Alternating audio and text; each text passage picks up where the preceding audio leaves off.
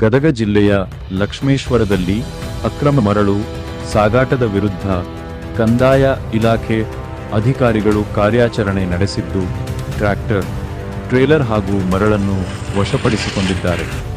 July 9ರಂದು ಸಂಜೆ ಸುಮಾರು 4 ಗಂಟೆ ವೇಳೆಗೆ ಸೂರಣಗಿ ಮಾರ್ಗವಾಗಿ ಲಕ್ಷ್ಮೇಶ್ವರದ ಕಡೆಗೆ ಬರುತ್ತಿದ್ದ ಸ್ವರಾಜ್ 735 ಟ್ರ್ಯಾಕ್ಟರ್ನಲ್ಲಿ ಯಾವುದೇ ಪಾಸ್ ಅಥವಾ ಪರವಾನಗಿ ಇಲ್ಲದೆ ಸುಮಾರು 2 ಕ್ಯೂಬಿಕ್ ಮೀಟರ್ ಮರಳನ್ನು ಅಕ್ರಮವಾಗಿ ಸಾಗಿಸಲಾಗುತ್ತಿತ್ತು ಎಂದು ಆರೋಪಿಸಲಾಗಿದೆ.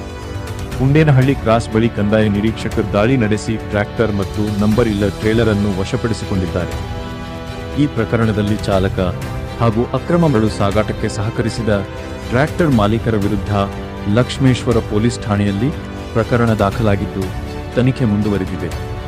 ವಶಪಡಿಸಿಕೊಂಡ ಸ್ವತ್ತುಗಳಲ್ಲಿ ಸುಮಾರು 2 ಲಕ್ಷ ರೂಪಾಯಿ ಮೌಲ್ಯದ ಟ್ರ್ಯಾಕ್ಟರ್, 50,000 ರೂಪಾಯಿ ಮೌಲ್ಯದ ಟ್ರೇಲರ್ ಹಾಗೂ 2,000 ರೂಪಾಯಿ ಮೌಲ್ಯದ ಮರಳು ಸೇರಿದ್ದು ಒಟ್ಟು ಸುಮಾರು 2,52,000 ರೂಪಾಯಿ ಮೌಲ್ಯದ ವಸ್ತುಗಳನ್ನು ವಶಪಡಿಸಿಕೊಳ್ಳಲಾಗಿದೆ. ಪ್ರಕರಣದ ತನಿಖೆಯನ್ನು ಲಕ್ಷ್ಮೇಶ್ವರ ಪೊಲೀಸ್ ಠಾಣೆಯ PSI ಟಿ.ಕೆ. ರಾಠೋಡರು ನಡೆಸುತ್ತಿದ್ದಾರೆ.